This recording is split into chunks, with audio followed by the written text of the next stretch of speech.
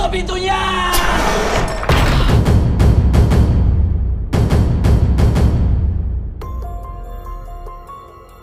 Film Waktu Maghrib 2 ini melanjutkan kisah dari film pertama yang dirilis pada 2023 dengan latar waktu 20 tahun setelah kejadian di desa Jatijajar.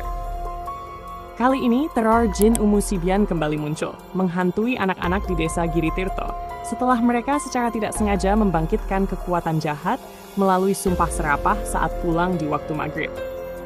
Film Waktu Maghrib 1 berfokus pada kejadian mistis di desa Jatijajar, di mana anak-anak dihantui karena melanggar aturan pulang sebelum maghrib. Ceritanya sederhana namun mencekam. Sedangkan Waktu Maghrib 2, 2025, mengambil latar waktu 20 tahun setelah kejadian film pertama, tetapi di desa lain bernama Giritirto. Kali ini, jin Umusibian kembali muncul dengan kekuatan yang lebih besar. Teror yang dihadirkan pun jauh lebih intens, termasuk adegan kesurupan massal yang melibatkan banyak anak-anak sekaligus. Skala ceritanya lebih luas, dengan tensi yang lebih tinggi, dan suasana film dibuat lebih gelap serta mencekam dibanding film pertamanya. 20 tahun telah berlalu sejak desa Jatijajar dilanda kegelapan akibat kutukan jin Umusibian. Orang-orang di luar sana menganggap itu hanya legenda, cerita nenek moyang yang dibumbui ketakutan masa lalu. Namun di Giritirto, sebuah desa di lereng bukit yang jauh dari hiruk-pikuk kota, kepercayaan akan bahaya waktu maghrib masih dijaga ketat. Anak-anak kecil di desa ini tumbuh dengan aturan yang tak boleh dilanggar. Pulang sebelum azan maghrib berkumandang. Tak ada yang berani membangkang. Hingga suatu sore yang naas itu datang. 6 sahabat yang tergabung dalam tim cadangan sepak bola sedang bertanding melawan tim inti desa. Mereka kalah telak. Geram dan penuh rasa malu, mereka mengumpat dengan kata-kata kasar. Sialan semua, semoga kalian celaka. Gak ada otaknya, mampus lo semua. Teriakan itu pecah di udara sore. Mereka tak sadar bahwa sumpah serapah yang keluar dari mulut mereka pada waktu maghrib membuka gerbang bagi sesuatu yang selama ini terkurung dalam diam. Malam itu, desa Giritirto terasa lebih sunyi dari biasanya. Angin yang membawa bau tanah basah menyelinap ke celah-celah rumah. Dira melihat bayangan hitam melintas di belakang pintu kamarnya. Wulan terbangun tengah malam dan menemukan jendela kamarnya terbuka lebar. Mereka mencoba mengabaikan kejadian-kejadian aneh itu. Tapi besok paginya, Aji ditemukan pingsan di kebun pisang. Tubuhnya menggigil ketakutan, matanya kosong seperti boneka rusak. Penduduk desa mulai resah. Beberapa orang tua memperingatkan, ini semua karena kalian melanggar. Maghrib itu waktunya setan berkeliaran. Kalian harus minta maaf sebelum semuanya terlambat. Tapi anak-anak itu keras kepala dan belum benar-benar paham bahaya yang mereka bangkitkan. 3 hari kemudian, saat latihan sepak bola sore di lapangan, tragedi terjadi. Saat azan maghrib berkumandang dari surau, tiba-tiba Dira berteriak histeris. Tubuhnya kejang, matanya membelalak, dan dari mulutnya keluar suara perempuan tua yang serak.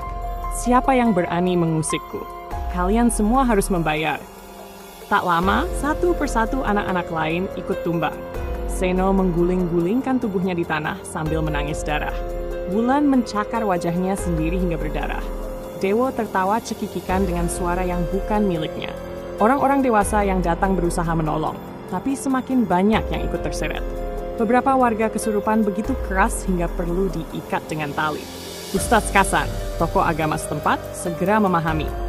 Jin Umusibian telah bangkit, dan amarahnya jauh lebih buas dari sebelumnya. Desa Giritirto berubah menjadi medan ketakutan. Tidak ada lagi waktu aman, bahkan siang hari terasa suram dan berat. Malam-malam berikutnya, serangan makhluk tak kasat mata semakin brutal.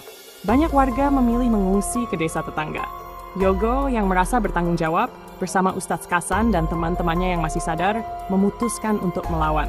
Mereka melakukan puasa mutih, puasa makan nasi putih tanpa lauk selama 3 hari, membersihkan diri, dan meminta perlindungan. Malam terakhir, hujan deras mengguyur Giritirto. Ritual dimulai di bukit kecil yang menjadi sumber kutukan. Lilin-lilin putih menyala di sekeliling lingkaran mantra. Anak-anak yang tersisa memegang erat-erat jimat pemberian Ustadz Kasan. Umusibian muncul di tengah badai. Sosoknya mengerikan, berwujud perempuan tua dengan mata merah membara, rambut acak-acakan, dan mulut menganga penuh taring. Ia mengamuk, mencoba menerkam siapa saja yang menghalanginya. Tanah berguncang. Bayangan-bayangan hitam berterbangan di udara. Dewa melangkah maju dengan keberanian yang luar biasa. Ia membacakan kalimat-kalimat doa sambil menancapkan paku besi ke tanah di tengah lingkaran mantra. Umu Sibian berteriak kencang, melolong hingga langit terbelah cahaya petir. Dalam sekejap, tubuh Dewa diselimuti cahaya putih, lalu menghilang. Umu Sibian pun tersedot kembali ke dalam tanah, meninggalkan bau gosong dan keheningan yang mencekam. Pagi harinya, langit Giritirto tampak bersih untuk pertama kalinya dalam seminggu. Burung-burung kembali berkicau, tapi hati para penduduk tetap kelam. Dewa tidak pernah ditemukan. Hanya tersisa sepatu kotor miliknya di tengah lapangan ritual. Wulan, Yogo, dan yang lain sering bermimpi tentang Dewa tersenyum dari kejauhan, seolah-olah ia berbisik, "Aku baik-baik saja, jaga janji kita." Sejak hari itu, peraturan pulang sebelum maghrib di Giritirto ditegakkan lebih keras.